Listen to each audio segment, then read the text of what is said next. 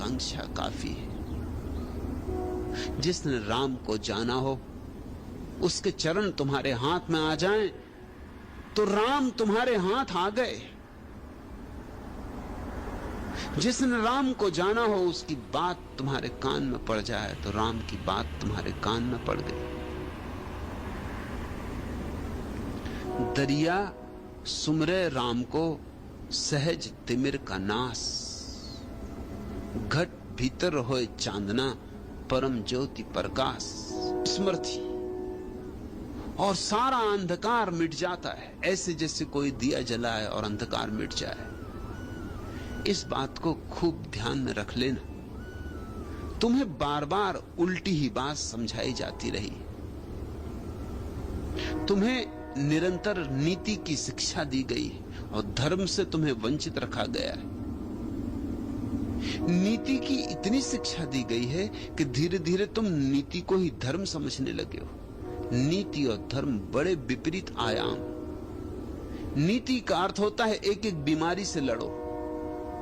नीति का अर्थ होता है क्रोध है तो अक्रोध साधो, और लोभ है तो अलोभ साधो, और आसक्ति है तो अनासक्ति साधो। और धर्म का अर्थ होता है सारी बीमारियों की जड़ को काट दो। जड़ है तुम्हारी सोई अवस्था, तुम्हारी मूर्छित अवस्था। उस जड़ को काट दो, जाग जाओ और सारी बीमारियां तिरोहित हो जाती। नीति है अंधेरे से लड़ना, इधर से धकाओ उधर से धकाओ, लेकिन अंधेरा कहीं धकाने से मिटता है। दिए को जलाओ, धर्म का अर्थ है दिए को जलाओ, अंधेरे की बात ही छोड़ो। मुझसे लोग आके पूछते हैं क्रोध कैसे मिटे, लोग सभी को एक ही उत्तर देता हूं, ध्यान करो। एक दिन एक व्यक्ति ने पूछा क्रोध कैसे मिटे, मैंने कहा ध्यान करो। वो बैठी था, तभी दूसरे ने पूछा कि लोभ कैसे मिटे, मैंने कहा ध्यान करो। पहला वाला बोला कि रुके, यही तो आपने मुझे भी कहा, और मेरी बीमारी क्रोध और इसकी बीमारी लोभ, इलाज एक कैसे हो सकता है?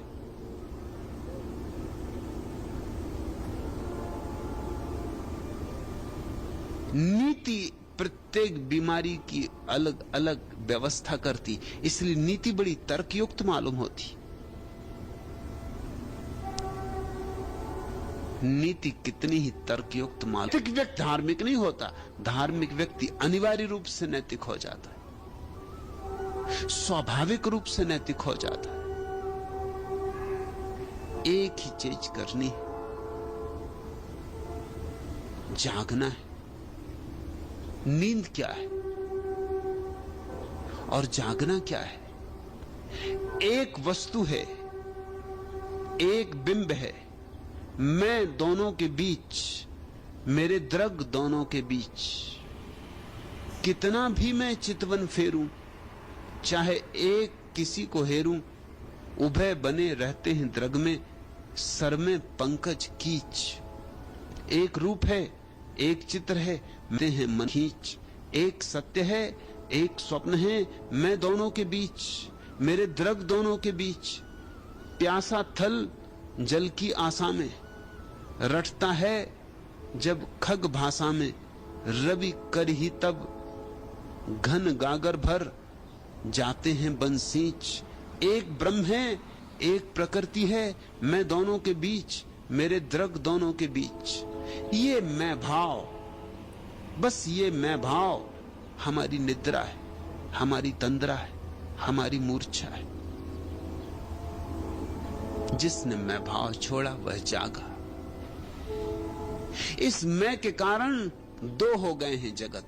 प्रकृति नदी में डुबा दो, मिट्टी के घड़े में पानी भर जाएगा, बाहर भी वही पानी है, भीतर भी वही पानी, बीच में एक मिट्टी की दीवार खड़ी हो गई। अब घड़े का पानी अलग मालूम होता, नदी का पानी अलग मालूम होता। अभी अभी एक थे, अब भी एक है, बस जरा सी घड़े की दीवार, पतली सी मिट्टी की दीवार। बस ऐसी ही क्षीण सी अहंकार की एक भाव दशा है जो हमें परमात्मा से अलग किए। और हम बीच में खड़े हैं, इसलिए प्रकृति और परमात्मा अलग मालूम हो रहे हैं। जहां मैं गया वहां प्रकृति और परमात्मा भी एक हो जाते।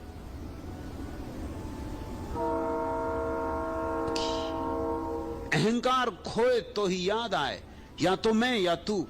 याद रखना, दोनों साथ नहीं रह सकते। सूफी फकीर जलालुद्दीन की कविता तुम्हें याद दिलाऊं। प्रेमी ने अपने प्रेयसी के द्वार पर दस्तक दी है। भीतर से आवाज आई, कौन है?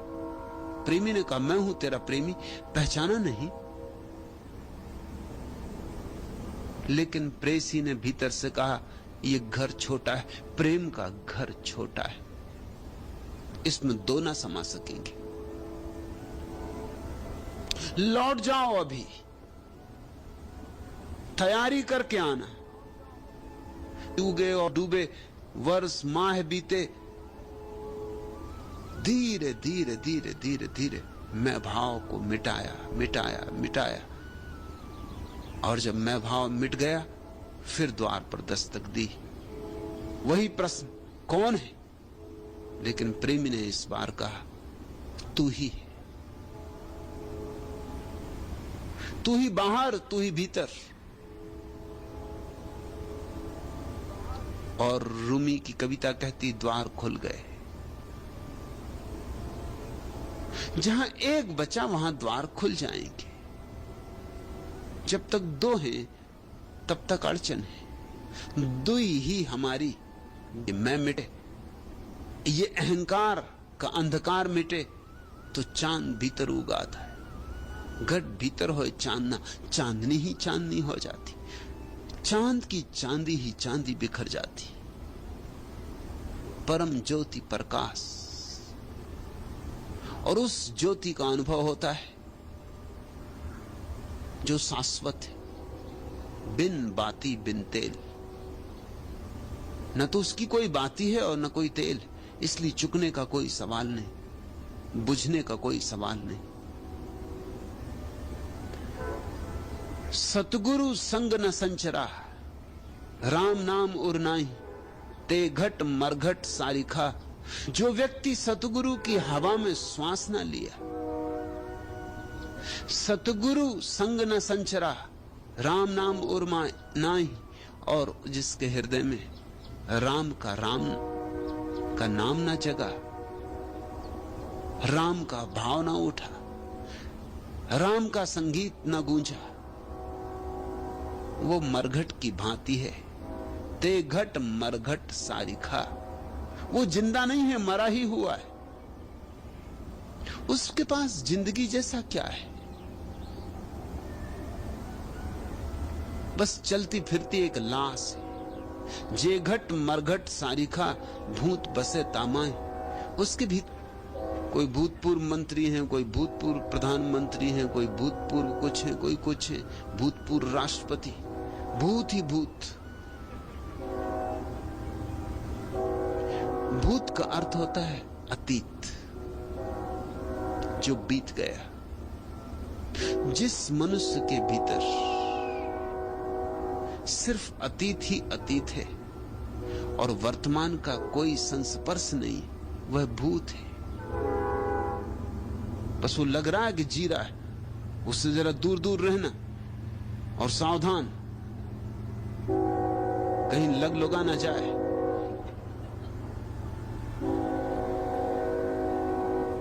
अरे कल जो बीत गए हैं उनको इकट्ठा करता रहता।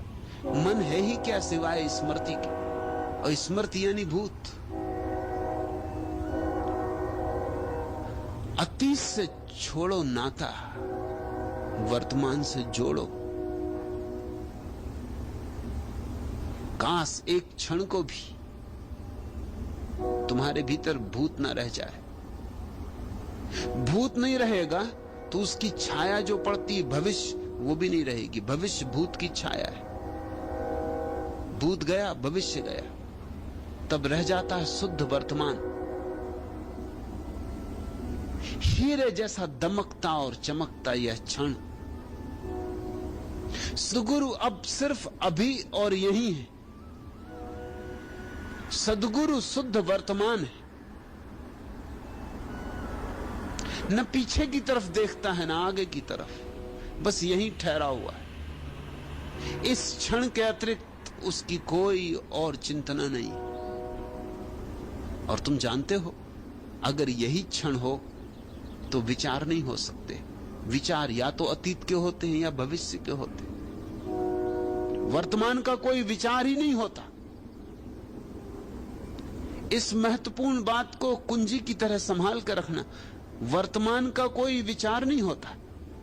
वर्तमान में कोई विचार नहीं होता, जिसकी वासना है। लेकिन वर्तमान का क्या विचार?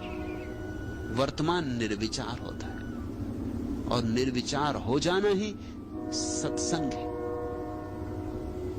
ऐसे किसी व्यक्ति के पास अगर बैठते रहे जो निर्विचार है, जिसके भीतर सन्नाटा है और शून्य, तो शून्य संक्रामक है। उसके पास बैठते बैठते शून्य की बीमारी लग जाएगी। तुम्हारे भीतर भी सन्नाटा छाने लगेगा। तुम्हारे भीतर भी धीरे धीरे शून्य की तरंगें उतरने लगेंगी। जिसके साथ रहोगे वैसे हो जाओगे।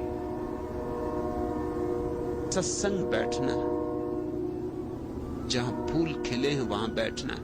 थोड़ी बहुत गंध पकड़ ही जाएगी, तुम्हारे बावजूद पकड़ जाएगी, और वही गंध तुम्हें अपने भीतर की गंध के मूल स्रोत की स्मृति दिलाएगी।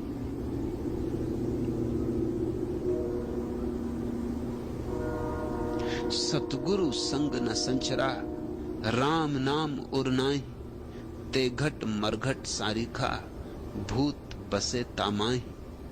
दरिया काया कारवी, मौसर है दिन सा चार, जब लग सांस शरीर में तब लग राम संभार।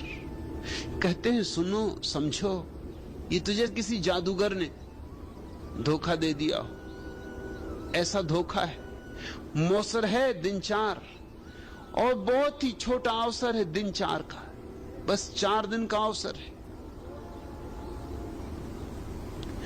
जब लग सांस शरीर में तब लग राम संभार। इन छोटे से दिनों में, इन थोड़े से समय में, इन 4 दिनों में राम को संभाल लो। जब तक सांस शरीर में, और अंत क्षण तक स्मरण रखना, जब तक श्वास रहे शरीर में तब तक राम को भूलना मत। राम को याद करते करते ही जो विदा होता है, उसे फिर दोबारा वापस देह में नहीं आना पड़ता। इनका राम नाम जल धोए। बहुत गंदगी है माना, निर्मल करना है इसे दरिया कहते। तो 2 काम करना, प्रेम का साबुन। जितना बन सके उतना प्रेम करो, जितना दे सको उतना प्रेम दो।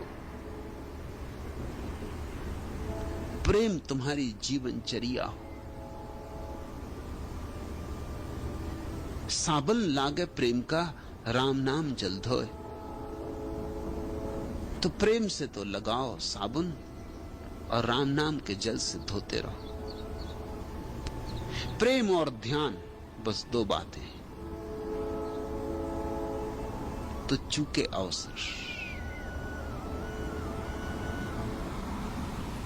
दरिया सुमिरन राम का, देखत भूली खेल। धन धन है वे साधवा, जिन लिया मन मेल। दरिया कहते हैं जब से राम का स्मरण आया और सब खेल भूल गए, और सब खेल ही हैं। छोटे बच्चे मनोपाली का खेल खेलते, बड़े बच्चे भी मनोपाली का खेल खेलते। छोटे बच्चों का बोर्ड होता मनोपाली का। सोना यहीं रहेगा, चांदी यहीं रहेगी, लेकिन फिर उसे कोई धन ना कहेगा। हीरे भी पड़े रहेंगे, कंकड़ पत्थरों में हीरों में कोई भेद ना रहेगा। कोहनूर और कोहनूर के पास पड़ा हुआ कंकड़, दोनों में कोई मूल्य भेद नहीं होगा। आदमी मूल्य भेद खड़ा करता है। सब मूल्य भेद आदमी के निर्मित हैं, बनाए हुए, कल्पित हैं। दरिया सुमरन राम का देखत भूली खेल। और कैसे कैसे खेल चल रहे हैं।